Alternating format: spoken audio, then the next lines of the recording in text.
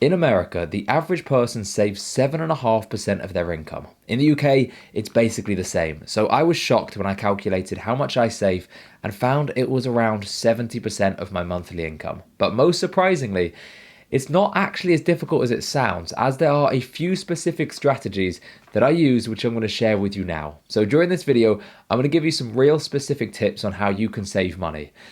But first, I want to be honest and admit that I never used to be able to save up money. In fact, during my years at university, I pretty much maxed out my overdraft at all times. I mean, it actually got to the point where it was so bad, I no longer viewed having £0 in my bank balance as not having any money. I looked at having minus 1,500 because that was my overdraft limit as the point where I had £0. And it's really, really bad, I know. And I would sometimes watch videos like this about how people could save up 60, 70 or 80% of their money in the hopes that I would maybe pick up some tips so I could get better at saving. I'd finish the video and I'd feel really motivated to go out there and save my money. And then once the motivation wore off, I'd be out spending again. During those videos, the YouTuber I was watching would often say that they've always been the type of person who saves their money. And I'd reflect and I'd realize, well, no wonder I can't do as they do. I'm just not built like them. So if you're watching this and you're anything like how I was, if you struggle to save up money, I'm going to tell you some specific tips. But this first bit is what changed my life. So please listen carefully. At the end of the day, saving money it's just a pretty simple trade-off that we all know. Do you want nice things or would you rather save up money? And that right there is part of the problem. When you say the words save up money, I mean, I don't know about you, but to me at least, that just doesn't sound attractive at all. Quite frankly, and it sounds bad again, but I'd rather spend my money than save it. And that's exactly why I was always maxing out my overdraft. The key and the thing which really allowed me to make a long-term change was to find my long-term motivation. So for example, say I have £10 that I can spend today, or I can put that money in a bank account and it'll be worth £10 and maybe 5 extra p in 5 years. To me, that just doesn't motivate me one little bit. In all honesty, I'd probably rather spend that money today. For me, investing and compounding my money so that someday I can retire early is what completely changed everything. I'll tell you, and I'll be honest, if I couldn't invest my money, if I could only save it in a bank account, I'd probably barely save anything at all. The 70% number you saw in the title of this video would just be so far out. So before I share any tips with you, if you can take just one thing away from this video, it will totally change everything. It's to find your motivation to save. Maybe it's so that you can invest and compound your money to retire early. And to be clear, I don't mean retire by like 30, 35 or 40. All I mean is I know that at some point before 65, I want to be financially independent. Maybe for you, it's to save up for a deposit on a house. Maybe you want to start a business and change your life, but you need some money to get started. The truth is, for every single one of us, our motivation is going to be different. But what is the same for every single one of us is that once you find your motivation,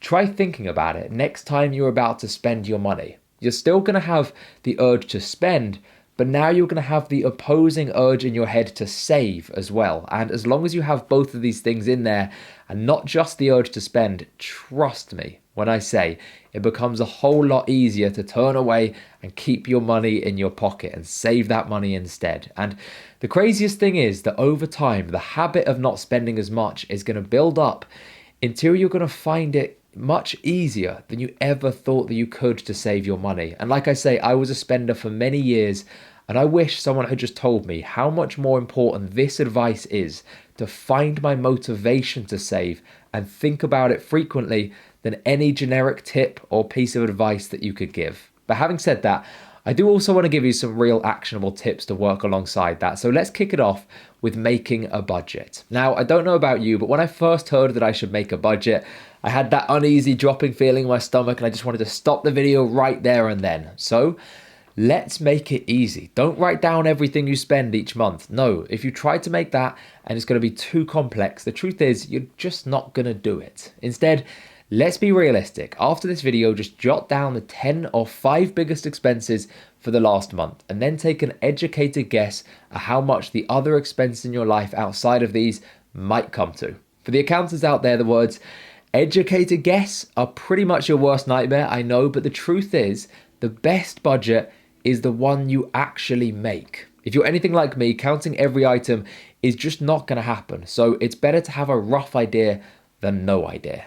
Next is rent or a mortgage, basically where you live, and this is probably going to be your biggest expense of all. There's a few things you can do here. If you live in America, Google the term house hacking. It basically involves buying a duplex and renting out the other half of the place. By renting out half and living in the other half, you can pretty much live rent-free. It's genius, and I wish it was possible to do in the UK, as I would already be doing it.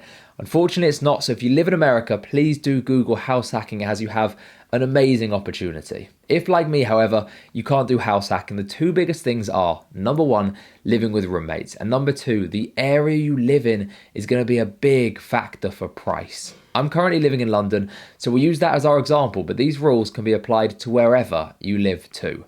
So Londoners on average spend nearly half of their total income at 49% on housing, while in Northern England, this percentage drops to about 23%. So the difference between living in the north of England and living in London is a staggering extra 26% of your income. If you're looking to save a lot of money, I don't think you'll find a bigger opportunity than that right there. And to tell you the truth, my girlfriend is Northern and she's dragged me up there quite a few times. To be fair, it pains me to say it, but it's better than you might think. But still, I don't think it's realistic for most people to move halfway across the country just to save money. Well, across London, there is a big difference too.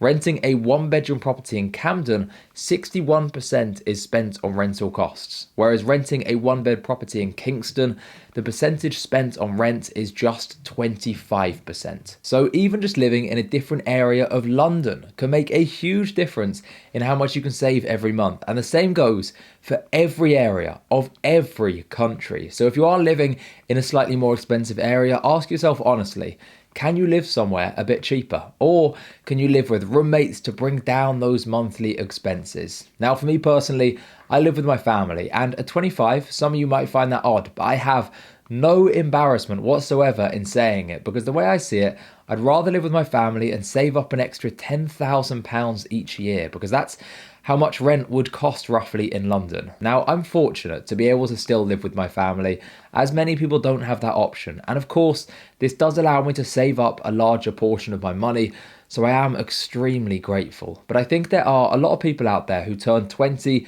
21, and they think to themselves, I'm moving out as soon as I can. But if living at your family home for longer allows you to save up money for a few more years, I think it's one of the best ways to save up while you're young. Forget about your ego or what other people are doing. It's a great way to save money. The next largest expense in your life is probably transport. Okay, so it might not be at the moment with many people working from home, but when things do eventually return to normal, there are some big savings that can be made here, and they're pretty simple too. Start walking more and catching buses or Ubers less. It's great for your bank balance and for your health. If you catch the train every day, look at getting a monthly pass to reduce those costs. If you have a car, use insurance price comparison websites to get a cheaper deal. But most importantly, don't buy such an expensive car. I mean, I have a friend who wants to buy a brand new VW Polo that he probably won't even drive that often. Whereas this is my car on the screen now, which me and my girlfriend bought between us. It's also a VW Polo, but it's an '08 model, so it's 12 years old. When I was first looking at what car we might get, I actually remember deciding on a maximum amount that we could spend, and then I spent 24 hours thinking about it. But importantly, I also spent that 24 hours thinking about my long-term motivation that we discussed earlier. Afterwards, I actually decided to spend literally half the amount of money we were previously going to spend on it, and then took the other half that I was going to spend and invested it instead. And I'm truly not even exaggerating. We literally halved the amount that we were going to spend. And again, this goes back to having a motivation to save, because without it, I can 100% tell you that I would have spent how much I originally wanted to. Another big tip to saving money is to pay yourself first. So when you receive your paycheck each month, the very first thing you should do is put aside a percentage of money to save and invest. And this should really be automated if you can. And then you can spend the remaining money. Because if you do things the other way around, if you spend your money first and then you save what you have left at the end of each month, well, trust me when I say that you're not going to have much left to save. Believe me, I've been there. Saving first and then spending afterwards, it also means that you have less stress, as you don't have to worry during the month about saving up. Just get it done first and you don't have to think about it again. Again, if you automate it, you don't even have to think about it really at all. If you want to save more, try to cut back on monthly bills like Spotify and Netflix by getting family deals, even if it means grouping together with friends. Try taking lunches with you when you go out instead of always eating out at restaurants. But at the end of the day, I think other than house hacking, you probably already know most of the ways that any one of these types of videos can tell you on how to cut back. So instead, let me tell you something different. As humans, we're very, very complex in some ways and very simple in other ways. When we do something that brings us pleasure, such as buying a new item from a store, dopamine, the pleasure hormone, is released in our heads. Once that dopamine wears off, we get an urge to go and do the same action again to get our next release of dopamine. It's why we all get very happy when we purchase something new, but then that feeling wears off and we want another new thing shortly afterwards. We are literally programmed in our brains to go and buy new things frequently. And unfortunately, you can't undo that, and no amount of tips I ever give you will change that. If you want to make saving money easy, what you need to do is create a new connection in your head. You need to have that motivation that we discussed earlier in your head alongside the urge to spend. When you do this, you'll feel that same feeling of pleasure, but this time it's actually when you save. And I know it sounds kind of crazy, and to be honest with you, I might not have believed it myself, but it truly has changed how I think. And best of all, it can actually make saving money quite fun. I mean, I went into a Zara shop the other day and I came out with a big grin on my face, having bought nothing. I mean, I went in, I found a really nice jumper in the store, and then I thought about my long-term goals and I put the jumper back down, and I was actually really happy with myself that I didn't buy something that I don't really need. Like I say, I've been in a place where saving is difficult, and now I'm in a place where saving is surprisingly easy, much easier than I ever thought it would be. And it has nothing to do with generic saving tips. It has everything to do with having a long-term goal, which I feel like I'm stepping closer to every time I save. And I keep that long-term goal in my head when I'm thinking of spending. I'm keen to hear your thoughts. Let me know what you've done to help yourself save money in the comment section, and tell me if you've ever tried creating that link in your head between saving and your goals. It might well be a game changer for you like it was for me. Before you go, don't forget to check out this video up here, and of course, just thank you for watching.